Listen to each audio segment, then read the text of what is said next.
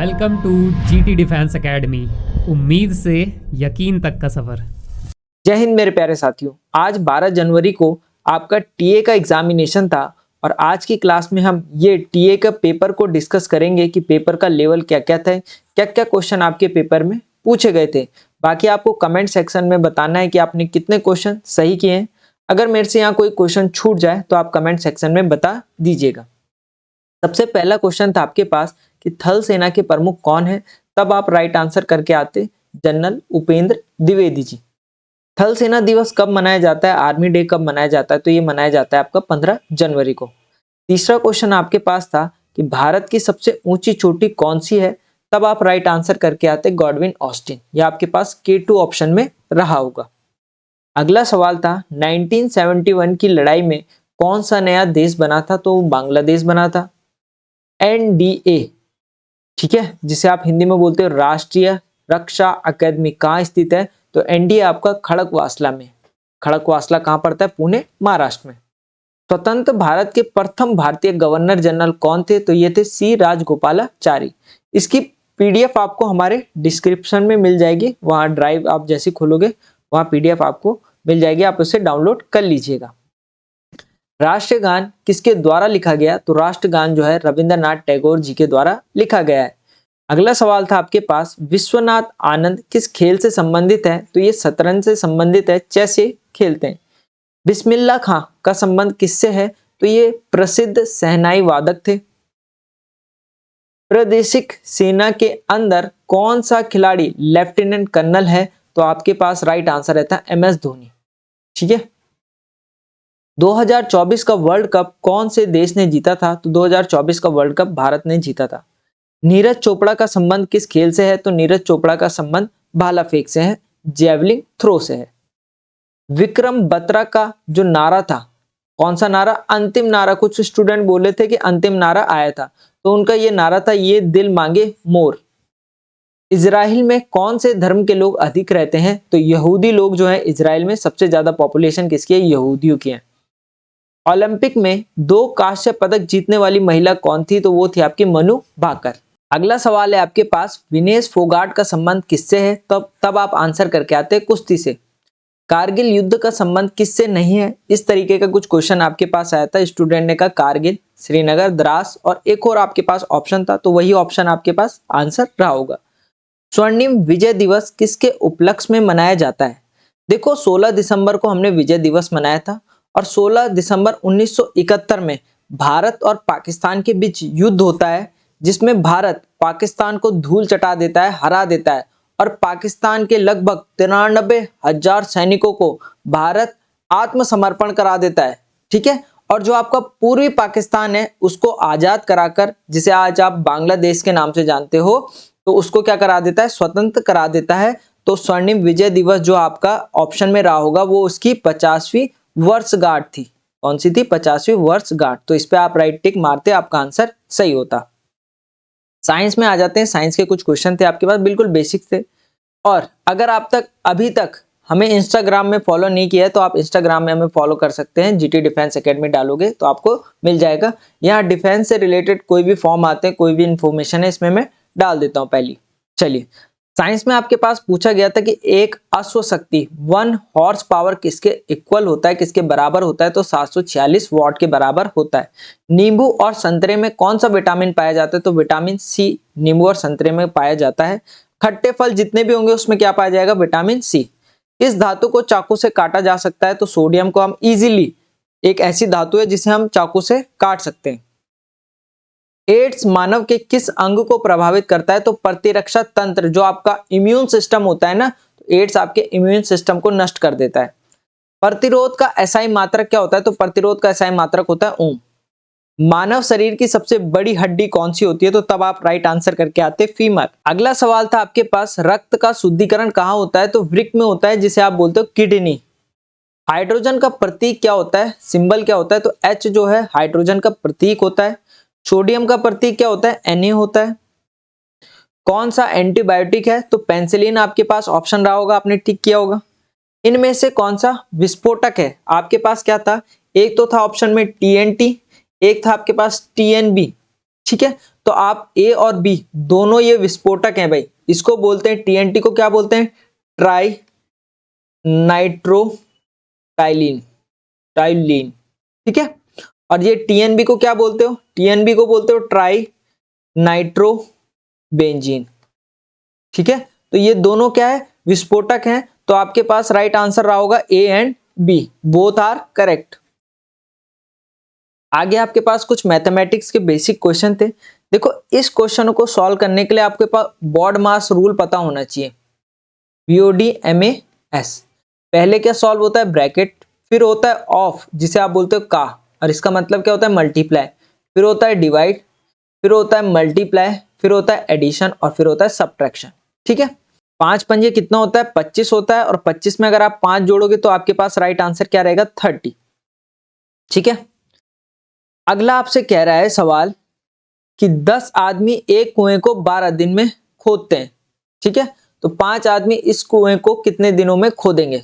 तो मैंने आपको MDH कॉन्सेप्ट पढ़ा रखा है, ठीक है, जिसमें क्या होता है, M1 आपको दे रखा है 10 आदमी, 10 मैन दे रखे हैं और 12 दिन, D1 दे रखा है कितने दिन, 12 दिन, M2 कितने, 5 आदमी, M2 दे रखे हैं 5 आदमी, और D2 आपसे पूछ रहा है कितने दिनों में उसे खोदेंगे कुएं को। सिंपल सा फॉर्मूला लगा देंगे, कौन सा, M1 into D1 equal to M2 into D2।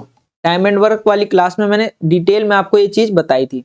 M1 दे रखा है 10 आदमी कितने दिन, 12 दिन, M2 कितना दे रखा है 5 आदमी कितने दिन, D2 आपसे पूछ रहा है। ये 5 डिवाइड में चले जाएगा, 10 इंटू 12 अपॉन 5, 5 दूनी 10 इक्वल टू D2, तो 12 दूनी 24 आपके पास कितना आ जाएगा, D2 आ जाएगा।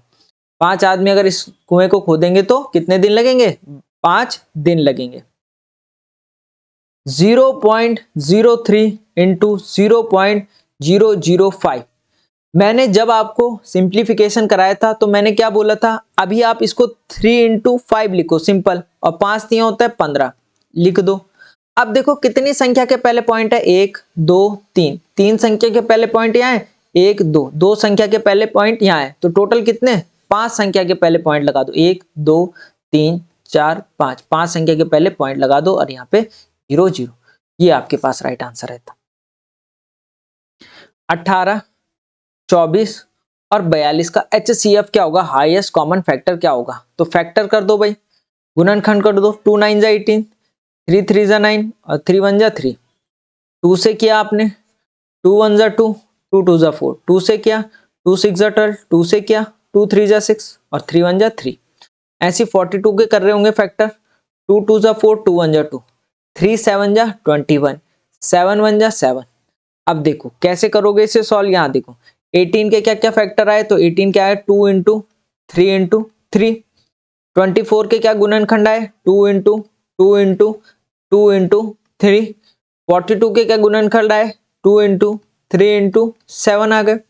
अब ऐसा नंबर जो तीनों जगह कॉमन हो, तो आप बोलोगे सर एक तो ये 2 कॉमन है, ठीक है, और क्या कॉमन है, एक ये 3 कॉमन है, दो दो दोनों जगह है, जो क्या है दोनों जगह है, तो 2 3 6, 6 इसका क्या होगा, HCF होगा, हाईएस्ट कॉमन फैक्टर होगा, ठीक है। अगला क्वेश्चन है आपके पास 2x प्लस 5 इक्वल टू 7, तो x का मान ज्ञात करो। तो 2x प्लस 5 इक्वल टू 7 दे रखा है। अब ये 5 अगर इस तरफ जाएगा, दूसरी साइड जाएगा, तो इसका चिन्ह चेंज हो जाएगा, यहाँ प्लस है, इधर जाके क्या हो जाएगा, माइनस हो जाएगा। मैथमेटिक का रूल है 7 माइनस का 5। 2x इक्वल टू 7 में से 5 गया तो आप बोलोगे 2, और x के साथ जो मल्टीप्लाई में होती है कहाँ चली जाती है, डिवाइड में, तो x इक्वल टू 2/2, मतलब x की वैल्यू क्या आ गई, एक आपके पास राइट आंसर रहेगा। अगला सवाल आपसे कह रहा है कि एक वस्तु को 500 रुपए में खरीदा जाता है और उसे 200 रुपए में बेच दिया जाता है, तो वस्तु का हानि प्रतिशत ज्ञात करो। जब कोई वस्तु आप खरीदते हो उसे क्या बोलते हो, क्रय मूल्य बोलते हो, कॉस्ट प्राइस।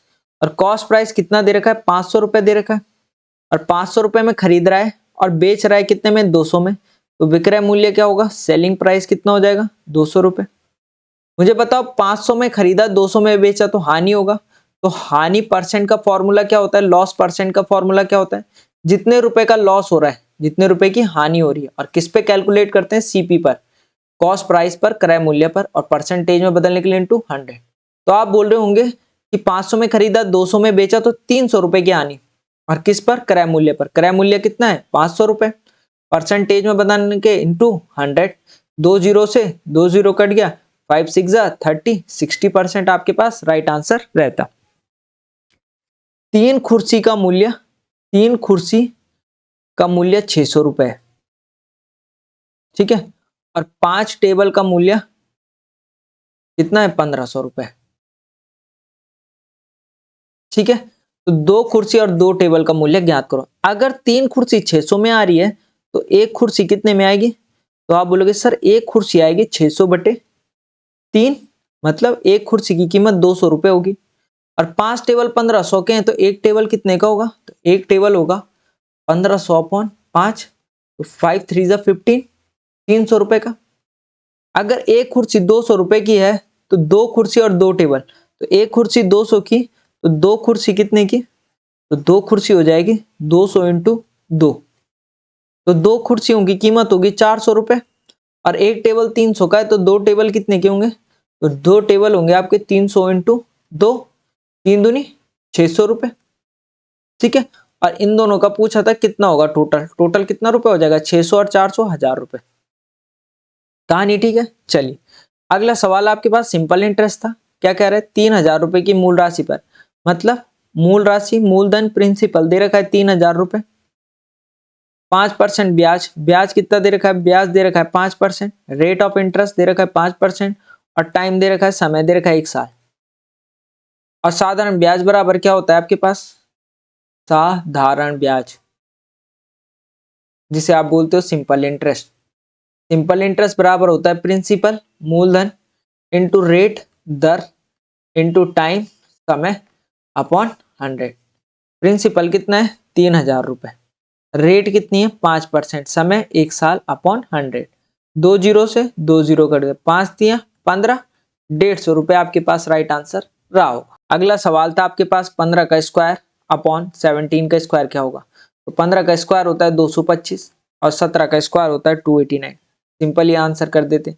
इस तरीके से नहीं हो रहा था तो किसी संख्या का स्क्वायर मतलब उसका 2 बार मल्टीप्लाई 15 इंटू 15 करते, 17 का स्क्वायर करते तो 17 इंटू 17 आपके पास 289 राइट आंसर रहता। अगला सवाल है आपके पास कि a plus B equal to 7, a into B equal to 10, then find the a minus B. a minus B क्या होगा? आप दिमाग में इसे कैसे करते हैं? आपको ऐसे दो नंबर चाहिए जिनका सम तो 7 आए और मल्टीप्लाई करके 10 आए, तो ऐसे दो नंबर सिर्फ 5 और 2 ही होंगे, 5 और 2 7 और 5 दूनी 10, ठीक है। तो a कितना है? 5, b है 2, तो 5 माइनस 2 करते तो आपके पास 3 आंसर आ जाता। बाकी आप फॉर्मूले से भी कर सकते हो a प्लस बी के होल स्क्वायर से, बाकी मैंने शॉर्ट तरीका आपको बता ही दिया, 3 आपके पास राइट आंसर होता। बाकी आज के लिए इतना ही। कमेंट सेक्शन में जरूर बताइएगा कि आपके कितने मार्क्स बन रहे हैं। बाकी स्टूडेंट कह रहे थे 360 डिग्री समथिंग से भी कुछ क्वेश्चन आया था, कमेंट सेक्शन में बता देना अगर कोई क्वेश्चन छूट जाएगा। बाकी अगर अभी तक आपने हमारे इंस्टाग्राम हैंडल को फॉलो नहीं किया है तो उसको भी फॉलो कर लेना, यहाँ मैं अपडेट डालता रहता हूँ। PDF आप डिस्क्रिप्शन से ले सकते हैं। बाकी मिलते हैं आपसे नेक्स्ट वीडियो पर, तब तक के लिए जय हिंद।